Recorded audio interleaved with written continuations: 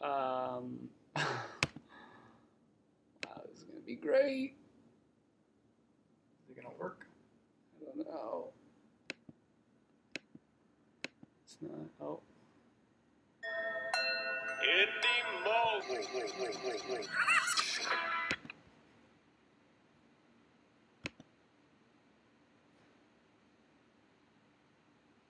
Oh my God, it is working. Hey Griffin. Oh my God, can you guys hear us? Oh my God, it is working. Hey, is our live stream working? Leave a comment. Oh my God, can you guys hear us? Is our live stream working? Sorry. Leave a comment. Go to Indy Mogul, YouTube. Yeah, click on live. Are people looking at our thing? Is it working or is it frozen? Yeah, it's on YouTube. I'm gonna have Griffin send us questions. How? On the phone, speakerphone. That seems confusing. You should send it to us via AIM. Hey, can you guys see us?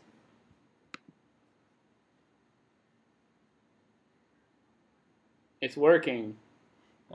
If it's working, everyone type the color blue. Can you hear or see anything?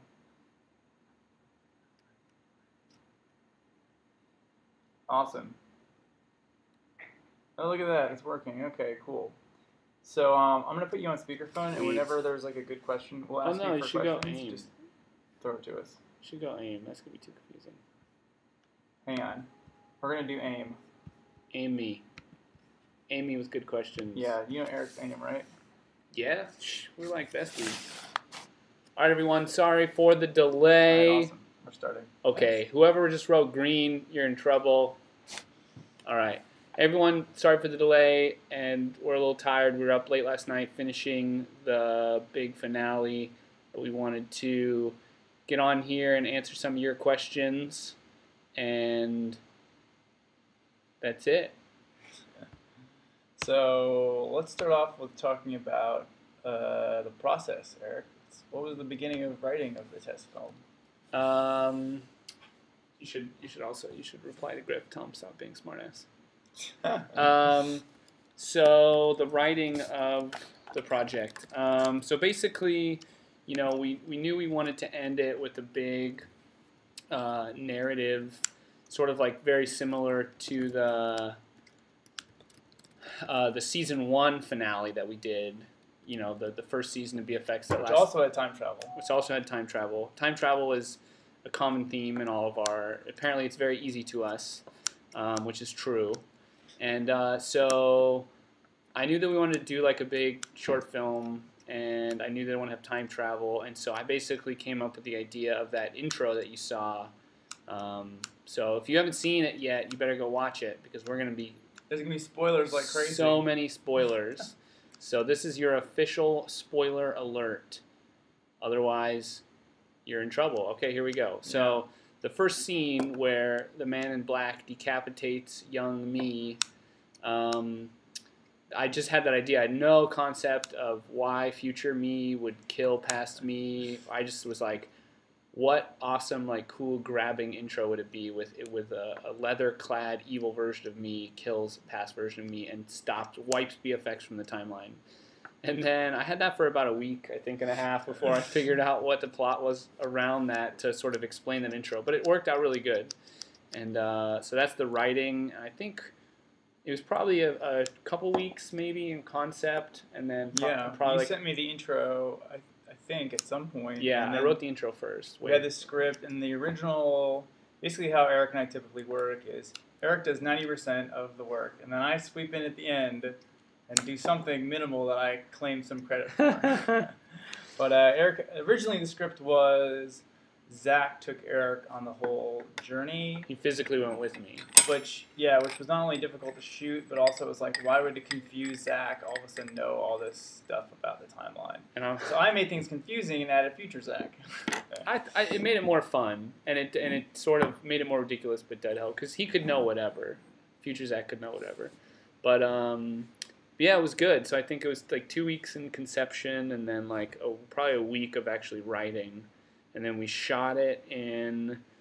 We had a day and a half in LA with Zach and Bobby Miller and Michael Johnson, and then we had a half a day, not really like a day, in San Francisco with Chris in the original backyard, and then we did like a day of pickup shots here in New York for Steve, and all that. The cemetery scene. The cemetery scene, I think, is a technical achievement because it's just a bunch of foam core, right? Yep. Foam or something. We're definitely gonna do. We want to do like a director commentary for this video, but the cemetery was actually not a real cemetery. It was shot in Prospect Park, which is here in Brooklyn, and the main tombstone that you see that has Justin's name on it, which is just Photoshop, was like a $20 styrofoam one. That was like our quality one, and all the rest of them are just literally pieces of like crappy foam core. I think there's still pieces of it behind us that we just cut into a basic tombstone shape and then like spray painted really haphazardly like gray and black, and then they're literally like stuck into the ground with paint stirring sticks that we sharpened one end to and then zip tied, and I think there's maybe 6 or 7 of them, but you know that camera, the DSLRs, just hides everything in the depth of field, and you would never know if it was a real tombstone or a piece of cardboard because they're both blurry. So if you guys have any questions about the finale, if you've already seen it, leave questions about the finale in the comments, and Mixmaster Griff, as he's known, will feed it to us via AIM. I think one question that people always are asking is, why is BFX ending? Do we have... What's our answer for it's that? top secret. Oh, it's top secret. Yeah. That's right. Well, a government agent came to me. No, there's a lot of reasons. I mean, one, overall, I think the main one is just that BFX has, lived a good long life. If you sort of think of internet years to regular TV years, some of you in the forums maybe have heard me drop this statistic, but in the 4 years of BFX, we've made almost 280 episodes, and by comparison, in the 9 years of Seinfeld, they made 180 episodes. So it's it's almost, as far as just episodes, it's like 11 years, I think. Yeah, that's a long time. It's a long time. The fact of the matter is, you can't I think the finale, Eric did a good job of writing. I mean, there's not like one huge answer. The answer is like everything that starts ends. It's natural. And it's a normal part of life. And for Eric and I, everyone always says, when are you guys gonna do a feature, or when are you gonna do this, or when are you gonna do that? Well, we're only 2 people. You can't manage an entire show and network. While also, we need to focus on doing the big things like features and stuff like that. So you can't say do BFX forever and also say do bigger things. Yeah. You have to pick one. And for us, and I'm sure for Eric too, we want to do the bigger things, and hopefully you guys don't all unsubscribe because it's your base of support that's going to make anything bigger that we do. Like, that's the reason why I do it, because people will watch it, and so don't unsubscribe, because you're lame if you do. So I think, it's just, and I think Wayside was in a similar position, even though they hadn't done it for, they did that show for over a year, which I think a lot of people are surprised. Oh my God.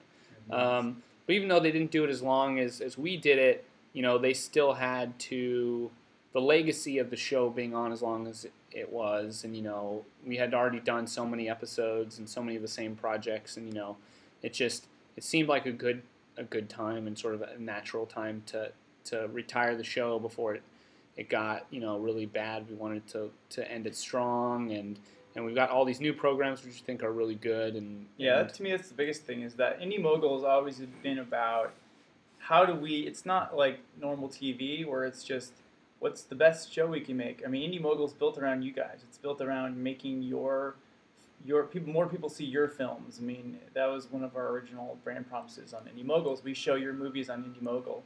And the most important thing for us is the Awesome Directors program and stuff Project. like that, project, because it's all about helping you guys and helping filmmakers make awesome stuff through Indy Mogul, and that really is the goal of Indy Mogul. What's that? It says, Zach Finfrock, watching you live. Oh my gosh. Well, you know what, Finfrock? I'm showing your text message live. Sort of. Sweet revenge.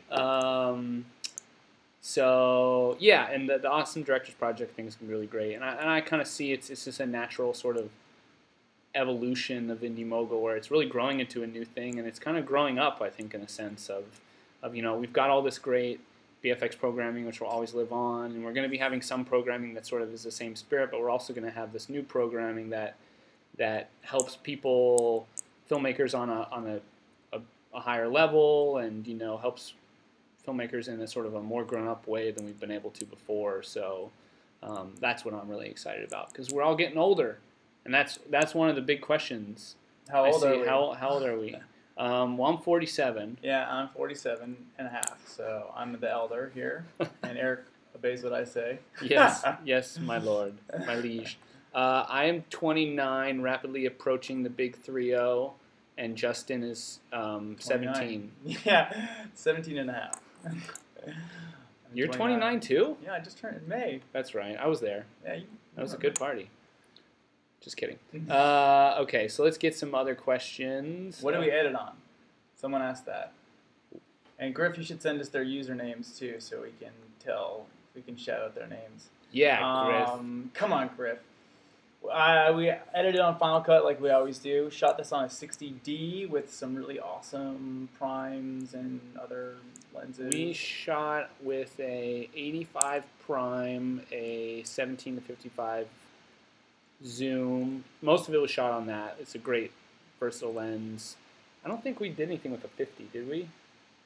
No, it was always there. We had the 85. We used that, but and then we used had the 70. And then we used the 14 millimeter wide angle for a couple shots, like the motorcycle shot and stuff like that. So those are the 3 lenses we used. We recorded audio on a Zoom field recorder with a shotgun boom pole for about 99% of it. We had to lab a few scenes. Yeah, in Hollywood. With the wireless lavalier microphones. Which I hate. Yes. Sounded good, though. Interference all the time. We got lucky. Well, there's you except have one clean take to make it all together. Otherwise, it's not going to work. And, yeah, we used like a Z Finder for some of it. That was it. Nothing fancy. You pressed the record button for most of it? Yeah. Except for that one whole, that big bikini sequence. That we forgot to hit record. All those bikini models? That was weird. That was so expensive. That was very expensive. Oh, well. Someone asked, is there going to be a making of video for the finale? Yes, if you paid attention and watched the end, you'd see there's a making of video coming on Wednesday, posting on youtube.com/theindy-machines. So there's going to be, I think we'll do 2. We'll do a behind the scenes sort of like blog type thing. That's the thing that Justin's talking about. And then we also talked about we want to do maybe like a viewer commentary version, a director's commentary version where you can watch the video with like our voices underneath. That might be cool. If you guys think, let us know. Yeah, you like that idea? How did you kill him? There you go. How did future Erik kill other future Erik at the end? Like physically, how did he do it? Well, he swung a sword. BFX wise. Oh, so basically that one was actually a lot easier because we already had the really gruesome decapitation in the first 30 seconds. So we didn't have to. You only have to really show someone something once. So if you watch closely, actually, you don't really see that much. You just see the sword get right up. It's just about to strike slightly less future Erik's neck, and then we cut away and we hear the sound effect, which is a great trick that a lot of filmmakers use. So for that, we just split screened it, and we had me with the helmet on walk up and just kind of, and then I walked to the other side, I took off the helmet and just swung the sword at the empty space, and we had a tripod, and Justin was like, do the sword a little higher and step a little further, and then Justin used After Effects, right? And yeah, but you could really do it in Final Cut. It's really easy. Yeah. The only part that ever crossed was the sword, and So if Erik does everything in Final Cut, so I'm sure you know exactly how to do it. 8-point garbage mat. Yeah, you could get away with garbage is what that is. But if you want to get more tips on how we did a similar effect to that, you should check out Steve's Weekend Extra on cloning effect. Wow, blast from the past. He talks about how you do a similar. That's just clones talking to each other, but just give one a sword. That's a good testimony, isn't that? That's a great testimony. Some people asked, where was Jared in this film? Jared was in the script. We wrote it in. To be fair, we probably didn't contact him soon enough. But he was just. We were on a very tight schedule, and sadly, he had just left for vacation. But he really wanted to be in it, and we really wanted to be in it. It just didn't work out logistically. But we wrote a really funny scene with Jared where he's in jail. He's in jail because he became a professional shanker. That's the joke is that without BFX to keep his film technician side occupied, his shanking side, he fell on the other thing he's really good at, which is shanking people. And so we were going to try and create like a really simple jail cell, and I wanted to get Jared in like an orange jumpsuit, like doing push-ups or something. And, but so, oh well. Remember this one. These two. Non-Sanity Film says, did you expect VFX to take off like it did? No, of course not. I mean, it's funny when you watch the trailer, or I'm sorry, the beginning of the episode, and it's sort of like the fake behind the scenes from the first episode. I mean, didn't think people were gonna hate it, but I never in my wildest dreams thought it would be as successful as it was. And it all kind of came back to, I think, our second or third month, if that, when our first zombie episode got on the front page of YouTube, and that really that's what really, I mean, I like to believe that now in hindsight we would have got maybe on the front page sooner than later at that time, but that was so early and just like took off from there. Yeah. Where did Erik get that sword? By Chris 707 Man. I actually got that on Amazon, and I like to nerd out about swords. I spent a little bit extra. I got a practice sword so that it wouldn't fall apart when I'm swinging it on set. Yeah, which would be bad. And so it was actually pretty well built. It was like $50.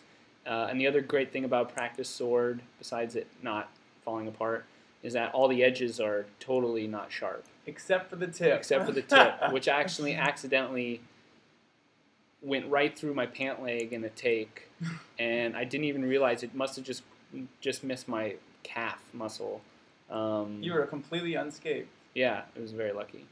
You guys will see in the behind the scenes that the whole process of shooting, like everything was going wrong. Our luggage got misplaced with the sword, the boom pole, and the audio gear. That was a complete disaster, and it was really just like an intense. Oh yeah, I've already forgotten all the things that went wrong. Everything went wrong. We lost the sword and a lot of our gear in flight. The fake head got messed up, and we had to like totally redo the fake head like that morning before the shoot. And there was a lot of things that went wrong. Bobby got a little... Yeah, we got drunk. accidentally on box wine at 10 in the morning. Griff says, tell them I'll be in the video. No, the scene where you stab your pants will be in the behind the scenes.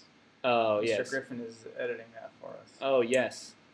If you want to know about Final Cut X, I have not touched it. Do not want to use it. I've heard it's terrible. Do not care. A cut is a cut. If you can edit an iMovie, whatever, it's a cut, it's a fade. You can make a movie. Final Cut Pro is great. Is there going to be a making... Yeah, okay, we got that one. Okay. Sorry, lots of don't leave us. Okay. How large a part did fast food play in BFX? I didn't, Not really in New York. Yeah. I mean, it's tough. In New York, you have so many other junk food options that aren't fast food. Well, not that fast. Fun fact, in our old office on Park Avenue, everything there closed down at like 10. And there were many, many nights where I had to go build things into the edit the wee hours of the night. and the only place that was open was a 24-hour McDonald's across the street. Oh, And wow. I'm not proud to say that I went. McChickens died. Yeah, I went from a very respectable, maybe McDonald's once a year, to like a couple times a month. It was disgusting. Where did you get the bomb? Oh, great question. Yes, good question on the bomb. Where did the bomb come from? So the script always called for these future bombs, and but we didn't have time to find them. I wanted to build them from scratch, of course, because I'm insane. This is a very good lesson. I think a lot of people in BFX ask questions. How do you make this? How do you do that? Well, you can buy replicas and toys. It's all about, it's about getting what you can, sort of like adapting what you can find. And so it is fun if you have time and you're really into building things from scratch. Do it. I think there's something special to that, and I enjoy that, obviously. But if you just need something to tell a story and you don't have time to build something, often you can make something just as good or better from stuff that's just laying around. So we literally, like a day or two before that scene, we were at Target looking to get some other supplies, like the box wine that Bobby drank. Walking around the toy section as adults. Yes. And looking for something that we could hobble into these future bombs, and I wanted to either put a blinking light in it or have blinking light, and we lucked out. We found these things, and those are actually like toy Iron Man arc reactors that like twist onto kids' T-shirts, and you can press it, and so it already had blinking lights, it already had buttons, and we just basically spray painted it silver. Like the day of the shoot, like an hour before. Like it was actually, I still had some paint like on my gloves. They were not even dry, and it turned out great. And they looked really cool. They looked really cool, and they already had lights and everything like that. Exactly. What's the deal with Father-Son Run? Is it still on? Asks Steph New Jersey 1. Well, yes, you should follow our YouTube channel, The Indy Machines. That is where progress is being made, and that basically where we're at right now is. We got a great editor named Anna to go through all 20-something hours of the footage. And we've assembled a basic cut, maybe it's like an hour and a half or two. We need to put it all together. The last step is basically to go back to Colorado, talk with Wally, and So we're hoping, we gotta plan this soon. Yeah. And probably sometime next month, we gotta go back to Colorado, shoot one more big interview that will sort of serve as like the skeletal structure, because we did have, as if you followed any of the other blogs or anything for Father-Son Run, there was a lot of technical problems, and so this will kind of help glue everything together, and then we'd like to edit it all together in time for at least a solid rough cut to submit to Sundance by September. Yeah. So, but definitely this year, but we're getting it done as soon as we can. And we don't know how it's going to be distributed yet. Nope. People ask that. We don't know, but however, it will be extremely successful. But yeah, we definitely want to, we want to submit it to all the festivals, of course, and Sundance is the first deadline that comes up in the 2012 festival circuit. So, thank you for the question, Steph NJ1. How many man hours went into an average episode of BFX? What were the average days, hours like? UCSM 22. We got this question a couple times.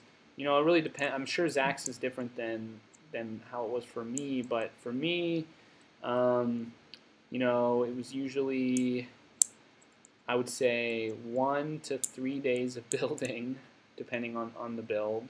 And Erik was saying when we were shooting in LA, now looking back on it, he realizes how insane the schedule was. Definitely. Just if you'll hear me add this up, and you'll quickly realize that it's adds up to more than 7 days. It was at least a day, but often 3, sometimes 4 days of just building and shooting all the build footage, obviously. Usually we could shoot the talking head in a day, or definitely in a day or half a day or something. The test film usually took a day. There was writing the test film.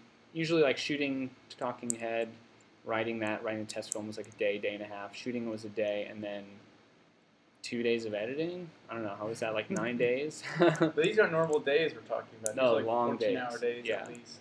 So it was pretty grueling. You know, some episodes were easier than others, and some were a lot harder. But it was a lot. God, I don't know if I'd put in hours. It was at least 70 or 80. Every episode. How many episodes? A lot. A lot. There's a good one. Carl Hungus asks, did you really save the shirt you wore in your... First of all, can anyone tell the difference between all of Eric's shirts? I can. Well, besides Eric. I like look the same. No, they don't. They're all unique and special. Yeah. I did. The way you phrase it is like, did he actually save that shirt? That would imply that I don't actually still wear it sometimes in regular rotation. Although that one, it has like definitely. I only bring that one up for special occasions because it's definitely Fancy. no, it's just worn out. Yeah. It's like that Seinfeld episode where his favorite shirt is like falling apart and he only brings it out for special occasions and because he knows it's only got like a few more washes and it's like I think he calls it like little golden boy or something. Wow. It's like that. So I still had it. A T-shirt that I wore. I think I am actually wearing the same T-shirt that I wore then too. I can't be 100% sure, but the T-shirt that I wore in the stuff that we shot last week, I owned when I started the show 4 years ago. I was especially proud of, in the intro, we go from Eric in 2007, the real footage from the first episode. Yeah, real footage. And it was, and this is something when we were shooting it, I was thinking about doing, but in the beginning, we take the original footage and I motion tracked it onto the actual flap of the GL. And it's amazing just to rack focus from that lens to Eric. And we're traveling in time by 4 years. It works so good. A long 4 years. There's a question here. Well, yeah, Eric. I was just gonna say I was really afraid to see how my face would compare side by side after 4 years, but I was okay with it. I feel like get older. Yeah. No, but I didn't age as much as I thought I would. Right after like the work schedule that we've had. Yeah. This is a question that is very simple. If there's one lesson you would give to young filmmakers, the most important thing you've tried to teach, what would it be? This is a question. This is actually my least favorite question to ask people we interview. Make movies. Just make movies. It's not hard. Continue making movies. You will get better. Very simple. How did you get Film Right involved? Says Jackie Treehorn, another Big Lebowski reference. Nice. Carl Hungus. Pretty easy. It's funny because Film Right, I think there's like this imaginary beef between BFX and Film Right. Like we have, our audience is essentially the same. And we're actually brothers. Right. Like why? Who would subscribe to both? Who cares? I don't care. We're not awesome in a battle here. We're competitive people, so of course they do something good. Maybe we're a little bit jealous, but all that does is make us want to do stuff that's better.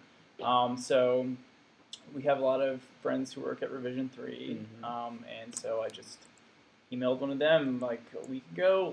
Probably a couple days. Yeah, they were really quick turnaround. Sent us a really nice email back. Yep, they were very cool. When we were going through the script, I think I wrote that in. I was like, we have to have Film Right. That was your idea. We need. This is my. It's such it's just so silly to have. The only time we collaborate with them, the very first time, is the last episode of BFX, which I think is really funny. But we just emailed them, and Ryan wrote back and was like, "We'll get you something," and they got it to us on Saturday, and so cool. Popped it in, and it was just awesome. So those guys are great, and we're excited. We're glad that they knew about BFX. They're like, "Oh, it's so sad it's ending," and it was just cool that they knew about it. So they're watching. What's gonna happen to Gary? Stupid Muffin Film says. Well, he's alive and well, despite when I fixed the timeline, he didn't explode. Yeah, unexploded. He unexploded. So he's gonna take some time off, and he's probably gonna go teach English overseas for a while, just kind of figure out what he wants to do with his life. Meet some ladies. Yep. So his wild puppet oats. Gary European adventure. That would be awesome. Someone actually told me recently that Gary should have his own spin-off show, and that would be interesting. I'm gonna have to check with him, see if he's up to it. He definitely needs. He's a little worse for the wear. He's older than BFX. He is. He's probably 5 years old. Of film fights. Yep. And he has been sort of rebuilt. He's been but he needs a wash. So he's good. Yeah, he needs a dry cleaning. Anything else? Theobug has a question that I will not answer. Okay, so let's see. I'm probably gonna pass out, so we should wrap it up. Yeah, let's do 3 more. 3 more questions, guys. Open the floor to BFX question. And we were editing. Erik was over till 2:30 last night. When I looked at my watch and I got in bed at like 3 something. Yeah, and then I was like, okay, probably have like 20 minutes of work to do, and then I just started audio mixing it, and it was 4:30 when I went to bed. I posted a video on Indy Machines at like 4:45 about how tired I was. Yeah, but we got deadlines. We stick to them. We get them done. We're sorry it was up later than we would have liked, but we had compression issues. Blah blah blah. But it's up. It's up. We hope you guys like it. I mean, tell us what you think. It was a lot of fun to shoot. Okay. Which Arrested Development character are you most like? Man, they're all so terrible, though. Yeah. So have to pick one. That's like the worst characteristics. I think I'm most like Joe. He's all flash and no substance. What is this? I saw one whiz by in the unmoderated comments. Send us more questions. Griff. We've got 2 more. Lightning round. But I saw one asked if we were related, and this is funny because oh my God, we actually get this a lot. Ever since I moved to New York, and we're in the same office, it's like amazing. Like a lot of people, and I don't really see it. Our girlfriends don't see it. No, right? Thank God. Confused. That would be weird. But yeah, it's interesting. Well, I think this is the funniest. When we were at Erik's Cafe that he used to always go to in Oakland, yep. We were sitting there writing down script, preparing our shoot for the 3rd day of shooting. This is a 3-day shoot, and I went up to the bathroom or something. I ordered something, and the woman behind the counter. Oh, does your brother want Sprouts? Who assumes that like someone's related without like? There's no reason to even say that. Like, does your friend like? She said your brother. That's the thing, is that it's like really. That's what I've always been shocked is like something that other people see. Like they jump. I've had people. We look different to ourselves than other people see us. Maybe it's like when. One day we'll look in the mirror and like be like, where'd we have go? this like really warped perception. But it is funny because we do joke, and there's probably some truth to the joke of like, it got so common after a few years that like we would like make sure that we had different like hair lengths or like, I mean, when I grew the beard and started wearing glasses full time, that definitely helped. It decreased it, but not totally though. No, the best was that this one guy, the doorman, at our old office, like literally I walk in, I never talk to this guy. I always do. And you're super friendly to him, and you were like on vacation or somewhere, and I walk in and he's like, Europe, I think. Yeah, and he's like, oh hey, oh man, how was it? How was your trip? Blah blah. And I think I just got back from somewhere too, not as exciting. I'm like, oh, it's good. And he's like, Yuba City. Yeah, and he's like, oh, and he starts asking, and he starts going on and on. And at first I'm like, why is this guy being so nice to me? Like, I've never talked to him. And then he asked me some specific, like, European question. I'm like, oh, you think I'm Justin? No, I'm a different guy. And he's like, oh. But the funny thing is that, like, was that he was, like, this black guy. And I wanted to be like, oh, we all look the same. Yeah, beard. we all look the same. All 20-something independent filmmakers white, look the same. yeah, white independent filmmakers. But, that happens a lot, unfortunately. Will Erik starts making the film fights again? Wally World on this road. Well, for film fights, we actually Indy Machines submitted film to film fights a couple months ago, and actually submitted to a film festival and got it involved in a film festival. Got in. Our big thing right now is working on Indy Machines, working on our 5 concepts, which is very much like film fights, where people submit things, 5-word ideas, and then we create them into real movies. We're, And I'm sure that we'll have some film fights entries, of course. Like we're tired of losing, basically. Yeah. You know, we made the this film festival one lost. Yeah, second place we made this film. It got into the Brooklyn International Film Festival, but yet lost the fight.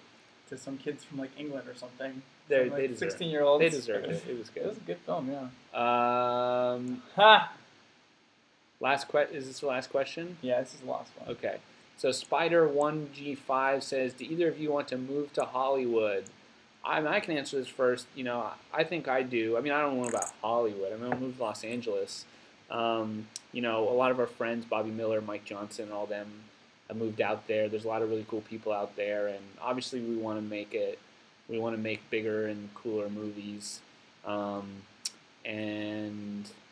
so, yeah, you know, I think it's. I mean, for me, I think it's something that's definitely in the back of my mind and would like to. So we'll see. That's Eric's answer. What's my answer? I don't know. I want to be warm. You have to look deep in your heart. Yeah.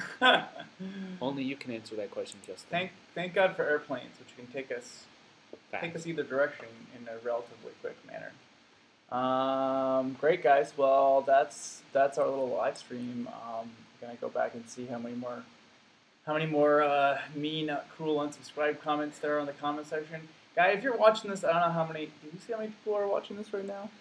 Usually you can, but I don't know where. We would really appreciate it, guys, if you go into that comment section. If there are any haters out there who are unsubscribing or whatever, just, you know, I think that the script Erik wrote really spoke for what we think about the finale. It is the end of a show, but the spirit of Indy Mogul and the things Indy Mogul are going to do in the future are really huge and really important. And if we don't have your support, it's not going to only hurt us, but it's going to hurt all the filmmakers that we want to help. So it's very important for us to have a couple defenders in the comment section who set people straight, and they stop all that hating and that silly talk in there. And there's good things in the future. Yeah, a lot of really good things. And I mean, it's only a week, scary enough. Next week, we launch the first episode of the Awesome Directors Project with Zach Finfrock. So that's going to be awesome. And, you know, by the end of August, it's going to be really, really cool, awesome stuff. I think you guys are really going to like. And you'll forget this BFX show ever existed. Barnyard FS? What's that? Butlard FS. Thank you guys very much. I did see. Will you do props? Yes, there will be props in the tutorials. We'll give them their props. Someone else said, are we going to do Q and Eric's? Yes, we do want to start doing those occasionally live, not weekly like we originally set out, but I think the Q and Eric YouTube channel will sort of be like the live component of Indie Machines. I think, you know, like we can do live shows because we can't do live on Indie Machines just yet. But definitely check out Indie Machines. I think that's where we're going to be putting, you know, most of our energy and some awesome new short films. If you like this, you ain't seen nothing yet. Cool, guys. All right. Thanks, guys. Check it out. Share it with your friends. Share it with your friends, please. Thank you. Okay, now's the awkward part where we figure out how to turn this off. Wait.